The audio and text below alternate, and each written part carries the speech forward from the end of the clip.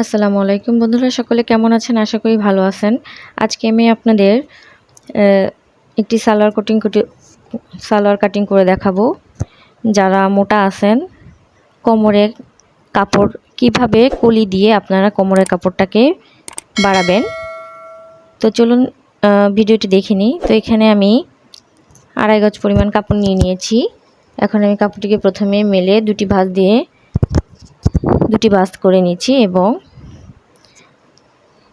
এই যে দেখেন সমান করে দুটি ভাঁজ করে এর মাঝখান থেকে আমি আরও একটি ভাঁজ দিয়ে টোটাল 4 পার্ট করে নিচ্ছি।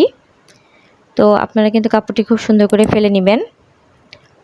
এখন দেখেন এই দিকটা হচ্ছে আমার খোলা অংশ আর এই দিকটা হচ্ছে বন্ধ অংশ, এবং এই পাশটাও আমার খোলা অংশ, এই দিকটা হচ্ছে আমার বন্ধ অংশ।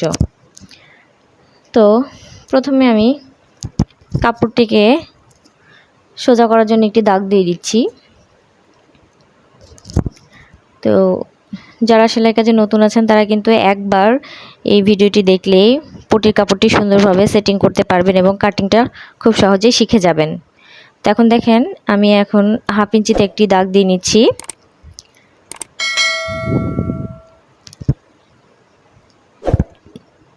তো এখন আমি মেজারমেন্ট অনুযায়ী কাটিংটি করে নিব। তো এখন দেখেন আমি উপরে যে কোমরের পটি আছে, বেল্ট যেটাকে বলে, তো আমি বেল্টের জন্য 6.5 ইঞ্চি পরিমাণ কাপড় বাদ দিয়ে ঝুলের মাপটি নিয়ে নিব। তো দেখেন ফিতাটিকে আপনারা ঠিক এই যে 1/2 ইঞ্চিতে আমি যে দাগটা দিয়েছি এখান থেকে 6.5 ইঞ্চি পরিমাণ কাপড়, মানে 6.5 ইঞ্চি পরিমাণ উপর থেকে বাদ দিয়ে আমি লম্বার মাপটি নিয়ে নিচ্ছি। তো এখানে আমার লম্বা থাকবে 39 ইঞ্চি পরিমাণ এবং 1/2 ইঞ্চি আমি এক্সট্রা নিয়ে নিচ্ছি কাটিংয়ের জন্য। তো আমি এখানে টোটাল 39.5 ইঞ্চিতে মার্কিং করে নিচ্ছি। তো আমি দুই পাশ থেকেই মার্কিংটি করে নিচ্ছি দাগটিকে সোজা করার জন্য। তো আমি কিন্তু ভিডিও শুরুতেই বলেছি এই সালোয়ারটি যারা মোটা আছেন তাদের জন্য। কোমরের কাপড়টা কিন্তু এখন 2 হাত বহর, যার কারণে কোমরের কাপড়টি কম থাকে। সেই জন্যই কিন্তু এইভাবে কলি দিয়ে যদি আপনারা কাটিং করেন তাহলে হচ্ছে কাপড়টা একটু বাড়বে। তো দেখেন এখন আমি পায়ের মোহরা নিয়ে নিচ্ছি। এখানে 13 ইঞ্চি পরিমাণ আমি মোহরা নিচ্ছি। 13 ইঞ্চির অর্ধেক হচ্ছে 6.5 ইঞ্চি এবং 1 ইঞ্চি আমি এক্সট্রা সেলাইয়ের জন্য নিয়ে নিয়েছি। এখন আমি হায়ের মাপটি দিয়ে নিব। তো দেখেন 6.5 ইঞ্চি ফিতা আমি ওপর থেকে বাদ দিয়ে হায়ের মাপটি নিব। এখানে হাই আমার টিকবে হচ্ছে 17 ইঞ্চি পরিমাণ। তো সেখান থেকে আমি আরও 5 ইঞ্চি পরিমাণ এক্সট্রা নিয়ে নিব। কারণ হচ্ছে যখন আমি পটির কাপড়টি কাটবো তখন কিন্তু আমার কাপড়টি প্রয়োজন হবে, যার কারণে আমার হায়ের যে মাপটি আছে সেই মাপ থেকে আমি 5 ইঞ্চি পরিমাণ এক্সট্রা নিয়ে নিব। তো দেখেন এখানে আমি 22 ইঞ্চিতে মার্কিং করে দিলাম। এখন আমি স্কেলের সাহায্যে দাগটি দেখিয়ে দিচ্ছি। তো দেখেন এভাবে একটি শেপ কাটার নিয়ে নেবেন, তারপরে এভাবে স্কেলটিকে ধরে আপনারা স্কেলিং করে নেবেন এবং দাগ অনুযায়ী কাটিংটা করে নেবেন। তো আমি দাগ অনুযায়ী কাটিংটি করে নিচ্ছি। তো ভিডিওর এই পর্যায়ে বলবো, যারা এখনও আমার চ্যানেলটি সাবস্ক্রাইব করে নাই তারা অবশ্যই চ্যানেলটিকে সাবস্ক্রাইব করে পাশে থাকবেন, আর যারা সাবস্ক্রাইব করেছেন তাদেরকে অসংখ্য ধন্যবাদ। তো দেখেন আমি কাটিংটি করে নিয়েছি। এখন আমি পটির কাপড়টি কাটিং করব।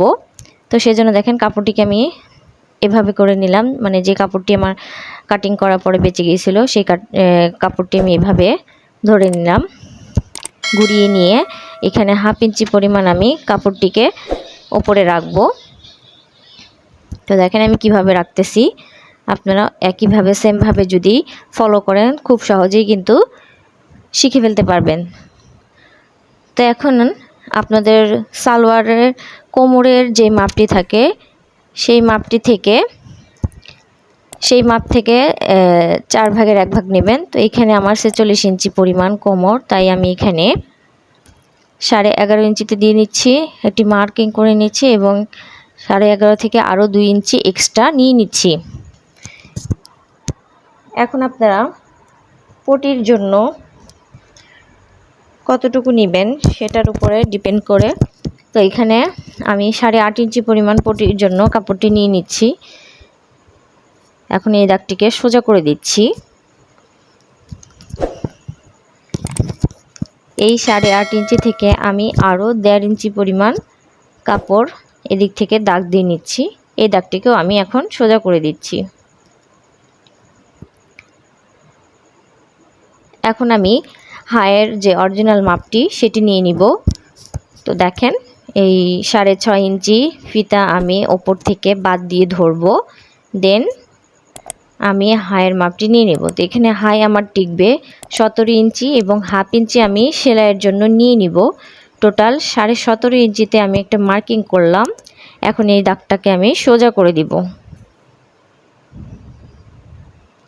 তো দেখেন এই যে আমি সোজা করে দিয়েছি। এখন আমি হায়ের শেপটি দিয়ে নিব। এইভাবে আমি হায়ের শেপটি দিয়ে নিলাম। এবার শেপ কাটার দিয়ে এই যে হায়ের শেপটি দিয়েছি এই কর্নার থেকে আমি তার আগে দেখেন আমার এখানে যে বাড়তি কাপড়টুকু আছে এই কাপড়টিকে আমি কাটিং করে ফেলে দিচ্ছি। এই যে দেখেন কাপড়টিকে আমি কাটিং করে সোজা করে নিলাম। এখন আমি এই যে হায়ের যে শেপটা দিয়েছি এখান থেকে শেপ কাটারটা ধরে আমি কিন্তু দাগটিকে দেখেন কিভাবে দিয়ে নিচ্ছি। তো এভাবে স্কেলিং করে এখন আমি দাগ অনুযায়ী কাটিংটা করে নিব।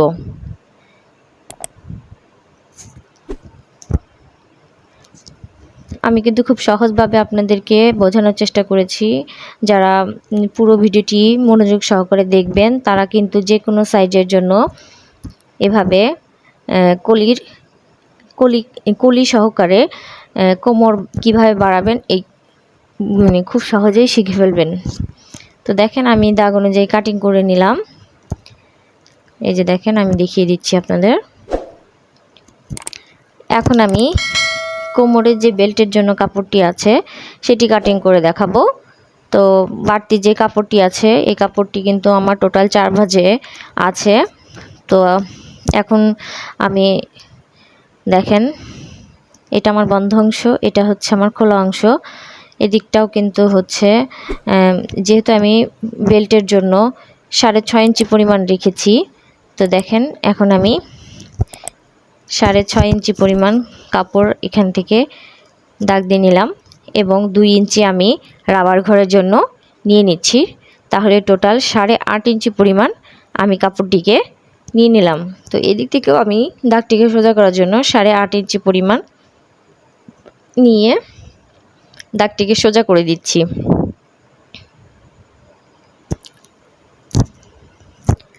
তো দেখেন এখানে কিন্তু কাপড় আমার 4টি ভাঁজে আছে। তাহলে আমার কোমর যেটা থাকবে তার থেকে সেটাকে কিন্তু আমি 4 দিয়ে ভাগ দিব। তো এখানে আমার কোমর হলো 54 ইঞ্চি। 54 ইঞ্চিকে 4 দিয়ে ভাগ দিলে আসতেছে আমার 13.5 ইঞ্চি। তো দেখেন আমি 13.5 ইঞ্চি পরিমাণ দুদিক থেকে নিয়েই সোজা করে স্কেল করে দাগ দিয়ে দিচ্ছি। এখন আমি দাগ অনুযায়ী কাটিং করে নেব।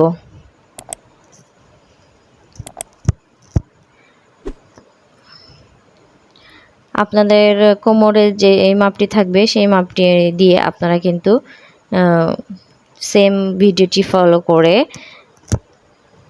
যে কোনো মাপের জন্য সালোয়ারটি তৈরি করতে পারবেন কলি সহ। তো দেখেন এই তো আমি কোমরের কাপড়টিকে